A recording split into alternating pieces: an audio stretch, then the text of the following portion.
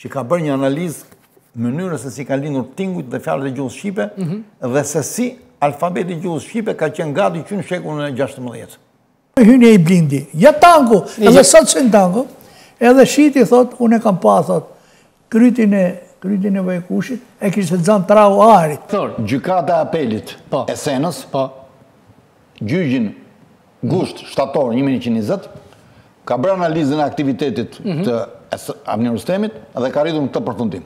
Në shtetet si shqiptar, Avni Rustemi shpallet i papajshëm presje, do me thënë jo vrasës. Dhe në arkivat e fundit të ish presidentit Nixon, del diçka që na e tregon këtë se si vepron Departamenti Amerikan. Ai thotë që kur vendosa të shkoja në Kinë, që është lëvizja e madhe e Nixonit, Departamenti i Shtetit nuk donte. Dhe në këshillat që ai e presidentit Clinton, sepse janë marrë deklasifikuar materialet pikrisht nga libreria Clintonit, mos dëgjo kur Departamentin Amerikan të Shtetit. Ata mendojnë vetëm për veten e tyre, ata s'mendojnë kur për ty, dhe është një grup të cilët veprojnë si një klan, dhe nuk që rasti që 400 vetë në nënshkruar një letër kundër presidentit Trump, kur ishin punonjës të administratës të tij. Natyrisht që Trump i ignorante, thuaj se nuk e pyeste fare, por është shumë e vështirë për të shkatruar burokracinë e madhe të Departamentit Amerikan të Shtetit. Unë kam pat pyetur Bill O'Reilly dhe ai më ka thënë që Departamenti i Shtetit është një burokraci e madhe. Ta dëgjojmë një herë. Well, the State Department is a bureaucracy. It's a giant bureaucracy. And the ambassadors, they're people who are appointed because they gave money to whatever administration is in there.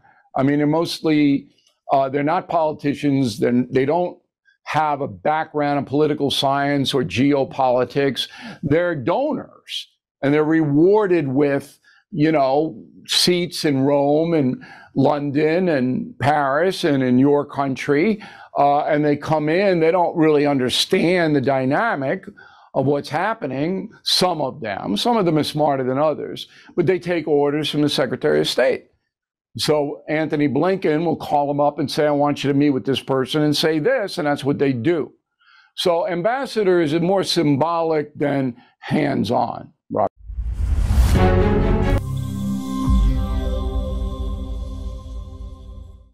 Ajo që po ndodh në Kosovë nuk është rastësi.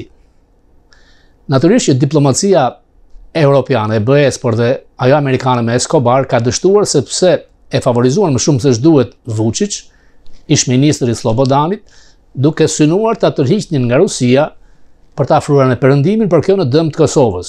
Albin Kurti u godit me thik mbas shpinën nga kryeministri shqiptar, por në këmbgulje që ndroi me forcë. Natyrisht që duhet këtë pasur dhe kanale të jashtme me Amerikanët, që në pamje të parë duke sikur ishte kundër platformës së Washingtonit, në fakt nuk ka qenë kështu. Pa diskutim, Borrell dhe Escobar kanë dështuar, por Kosova është tokë e ndikimit amerikan. Ka një bazë ushtarake, Amerikanët nuk ndalohen, por administrata e Bidenit shumë e dobët me Kosovën, jo vetëm për këtë. Unë kam bërë një pyetje Bolton dhe më ka thënë po. Ta dëgjojmë. Yeah, Ambassador, nice to talk to you again. Ai përgjigj pyetjes FOKUS rreth situatës në Ballkan, nëse Trump do të fitonte përsëri dhe administrata shumë e dobët e Bidenit në Ballkan, ndërkohë që mbështet ish komunistët në Shqipëri. Bolton u përgjigj se politikat e administratës Biden për Ballkanin janë po aq ideologjike sa dhe e gjithë politika tjetër e tij.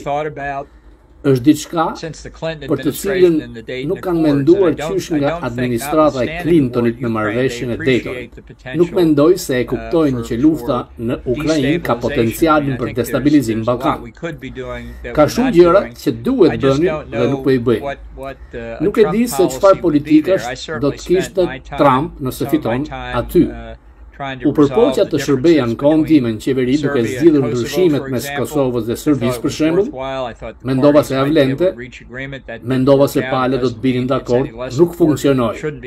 Nuk do të thotë se kjo do të jetë më pak e rëndësishme herën tjetër. Mos harroni, Trump kërcënoi të tërhiqej nga NATO. Mendoj se ai është serioz rreth kësaj. Nuk e parashikoj kohën se kur do ta bëj, por nëse SBA do të tërhiqej prej NATO-s, ajo lloj mbrojtje do të zhdukej. Mendoj se çdo lloj gjë e keqe do të ndodhte jo vetëm në Ballkan, por edhe në Europën Lindore dhe Qendrore.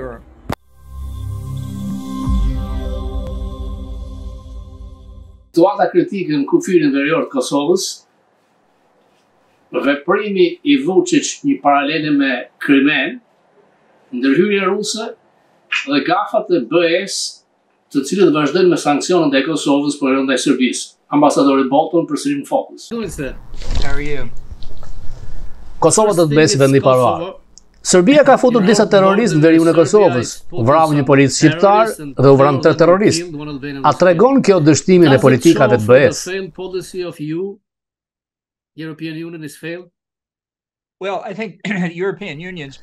Politikat e BE-s kanë dështuar në shumë drejtime aty. Raportet e medias për afrimin e forcave serbe në kufi me Kosovën janë shqetësuese. Certainly the press reports about Serbia massing troops on the border with Kosovo were very disturbing. I understand this morning Serbia said it didn't. Serbia tha se nuk ka pasur trupa në kufi dhe gjoja janë tërhequr. Mbase ky incident mbaroi, por thekson destabilitetin e trashëguar që ka qenë tregues prej vitesh. Është në interes të gjithëve të kuptojnë që Kosova është një vend i pavarur dhe do të mbesë vend i pavarur. Says what has been apparent for any number of years that really it's in everybody's interest to understand Kosovo is an independent country. It's going to be an independent country. There are issues to work out with Serbia. Ka çështje që duhet të zgjidhen me Serbinë, por çdo vend në Ballkan dhe Europë duhet t'i favorizojë ata. Kosovën ta kaloj këtë.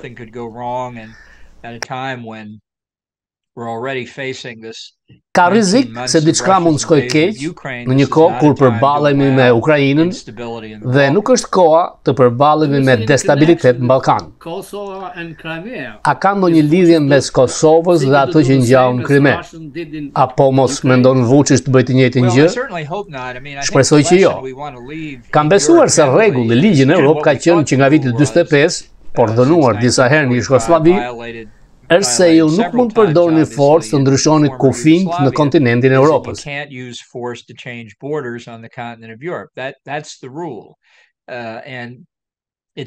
Ky është ligji, ky është rregulli. Është në interes të Amerikës që ky ligj zbatohet sepse stabiliteti në Europë është në interesin amerikan. Kushdo që e thyen këtë, nuk do të marrë pritet ngrohtë në Washington. Disa lider pro-serb po kërkojnë një konferencë ndërkombëtare për Kosovën, ku të përfshihet edhe Rusia dhe Kina. Si e shikoni ju? Nuk e di pse kërkush do donte Rusin dhe Kinën në një konferencë për thuajse asgje. Mbase ngrohen globale, por jo në stabilitetin e Jugosllavisë.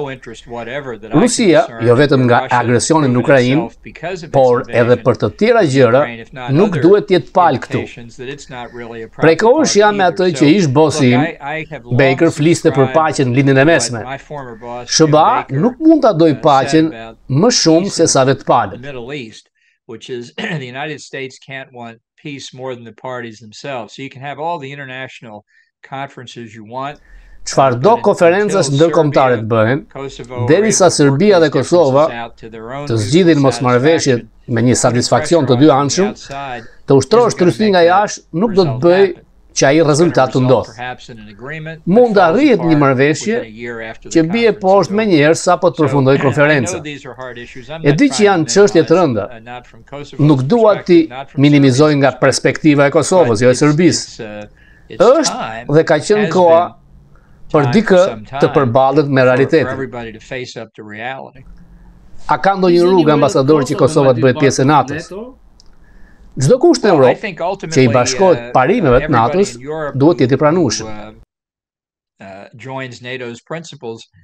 Kjo do i shërbente stabilitetit për gjarë gjithë Europës. Finlanda dhe Suedia braktisi 75 vjet neutralitet.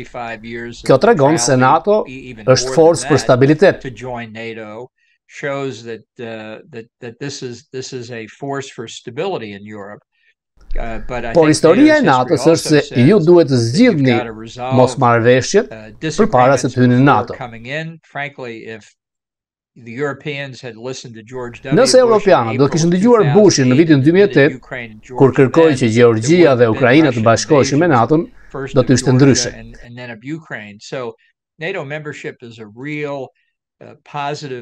Antarësimi në NATO është forcë pozitive. Nga perspektiva e Amerikës, është se kjo është qendra e paqes që sjell stabilitet dhe prosperitet në Europë.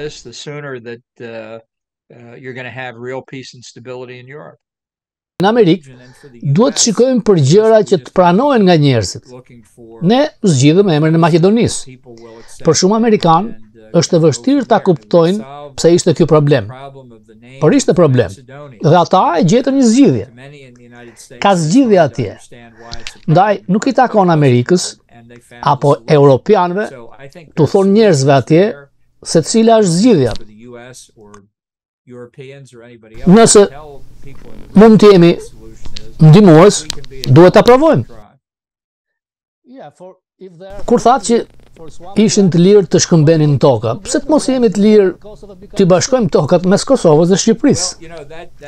Tani je në territor kontroversal. Nëse doni stabilitet në Europë, konsideroni shtriqen historike ku kanë ekzistuar këto pretendime. Njerëzit duhet të jenë krijues. Do të jap një fjali tjetër të Bekrit. Ai do të thoshte, as nuk e pranoj këtë, por as nuk e kundërshtoj. Nëse njerëzit kanë zgjidhje dypalshe, outsidersit të huajt nuk duhet të thonë jo.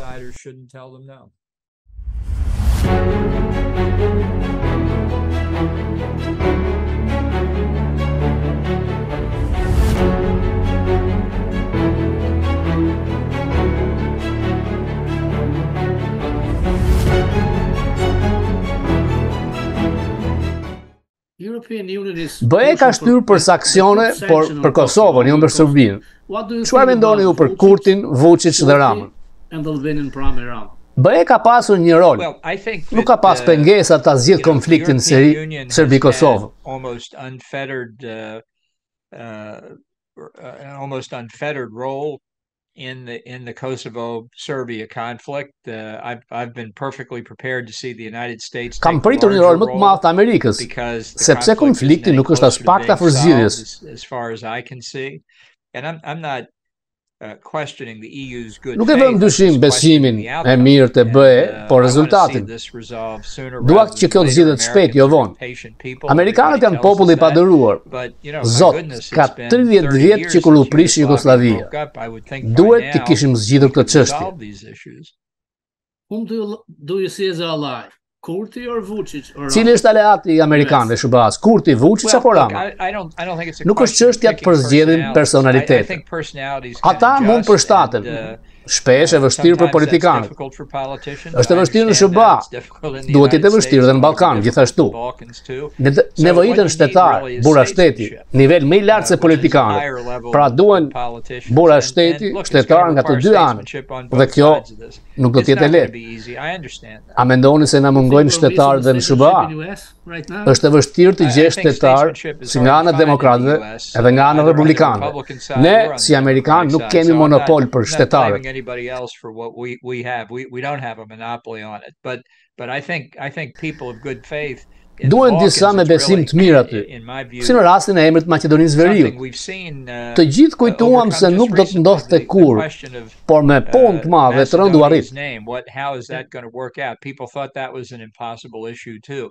But after a lot of hard work and some political risk-taking in terms, domestic political terms, we have an answer there. And I think each time we solve one of these problems, which probably in the immediate aftermath no one is terribly satisfied with, but the long-term stability and the ability to become particularly part of NATO or the duken si gjërat vogla, por për stabilitetin afatgjat, ose kur duan që të bëjnë pjesë e BE-s dhe të NATO-s, ku vendet e Ballkanit duan të hyjnë, pra ka vend për zhvillim ekonomik dhe prosperitet.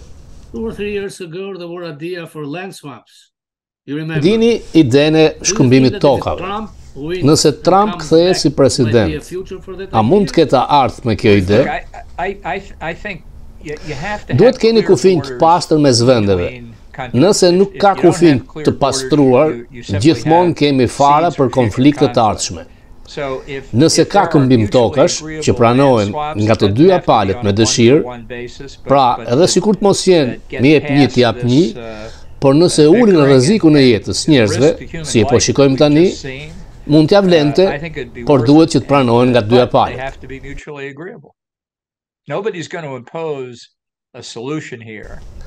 Askush nuk duhet kundërshtoj zgjidhjen këtu, se ndryshe do të nxiste më shumë konflikt.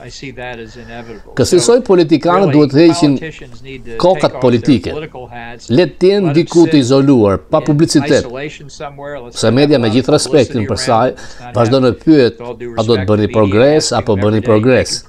Le t'i lëm diku vetëm dhe të përpiqemi të mbështesim ata. Diçka për Iranin, 5-6 miliard dollar nga SBA. Qeveria shqiptare i braktisë iranianët e Mek, por dhe Biden, administrata e tij gjithashtu.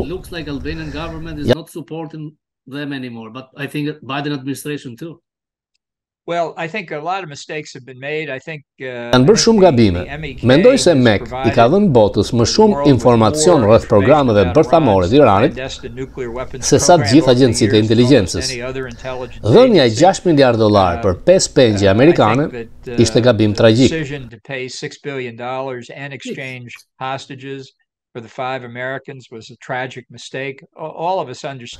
Familjarët duan njerëzit, por presidenti amerikan ka përgjegjësi të mbrojë gjithë amerikanët.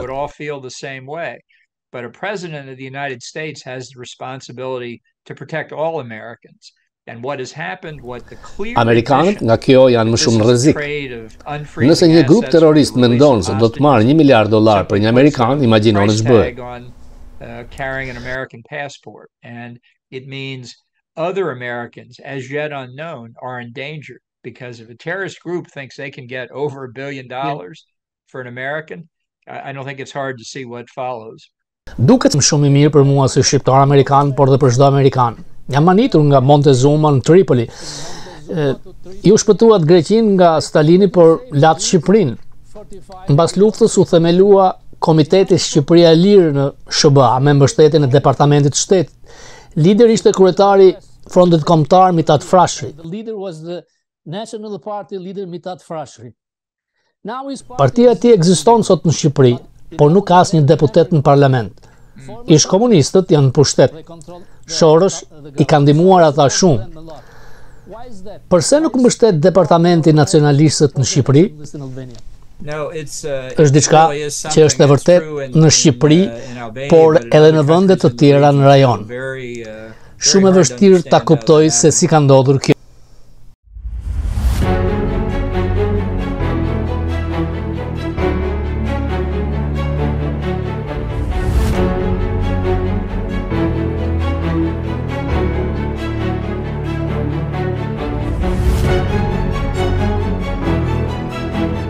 Trump po fiton nominimin dhe mund bëhet president. Çfarë gjet me Kosovën, Shqipërinë, Ballkanin nëse ai kthehet?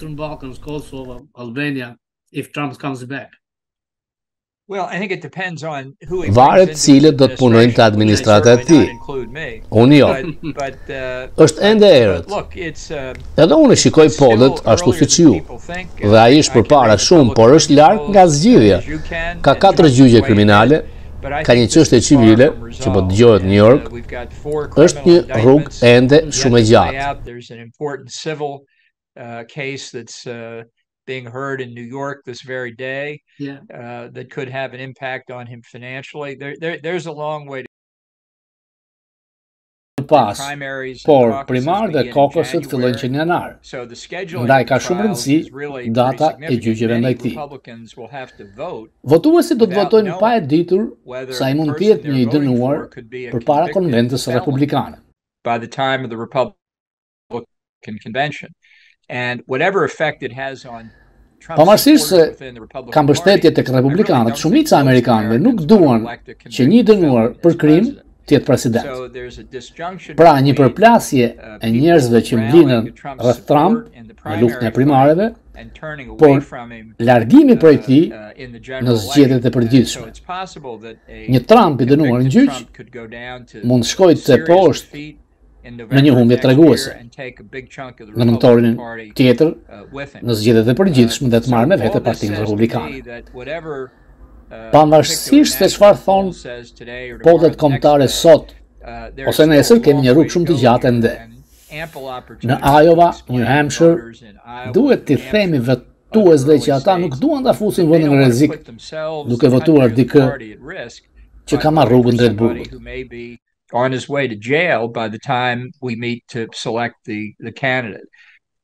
And I think that notwithstanding all that you hear now about the seriousness of the indictments and how many years in jail Trump could get, nuk ka rëndësi se sa vjet dënohet. Ato të ketë një ose dy gjyqe para zgjedhjeve. So somewhere in the midst of this campaign, we'll have to turn to other questions which the rest of the world is answering for. They're not content to wait until November next year. Ndërkohë kundërshtarët tanë, vendet e ndryshme do mundohen të profitojnë sepse Amerika është shumë ekspozuar, letas.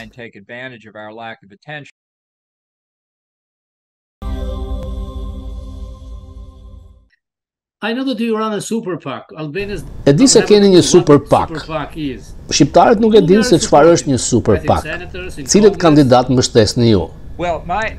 Kam 10 vjet që ndihmoj të shkojnë në Kongres dhe në Senat ata që përfaqësojnë politikën e jashtme reaganiane. House and Senate members who believe in a Reaganite foreign policy for America. Paqe përmes forcës. Pa hyrë në konflikt dhe me shpresë të mbrojmë miqtë dhe aleatët tanë. Këtë po mundohemi të bëjmë. And hopefully protects our friends and allies in Europe and around the world. So that's what I'm trying to do. I think we've got Ka shumë rreziqe qark botës, nga Kina, Irani, Korea e Veriut. Nuk është koha që Amerika të mbyllet, por të bëjë që prezenca e saj të ndihet në botë dhe të arrijë paqe dhe stabilitet përmes forcës sa më shumë të mundur. Nga kandidatët e tjerë republikan, kush mund të jetë më i mirë si reaganian? Kam shumë, jo si Trump, që mund të jenë më të mirë në politikën e jashtme. Disa mund të hyjnë më vonë në garë. Si shpesh në demokraci, një rast dramatik që nuk ka ndodhur më parë, galvanizon opinionin publik me lajmërimin se bota atje është shumë e rrezikshme.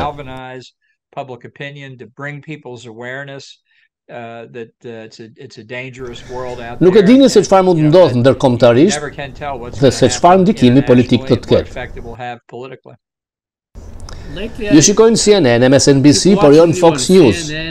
Ju keni qenë nga më të mirët e FOKUS News. Pse? Kështu duket nga media, por qëllimi im është t'u shpjegoj njerëzve pse duhet qasje paqe përmes forcës.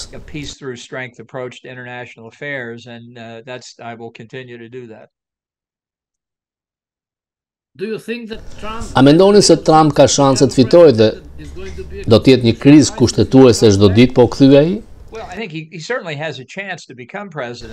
Ai ka një mundësi të fitojë. Unë i lexoj pollet gjithashtu. Por ai do të vënë në test institucionet dhe kjo është një arsye që është gabim të votosh për të.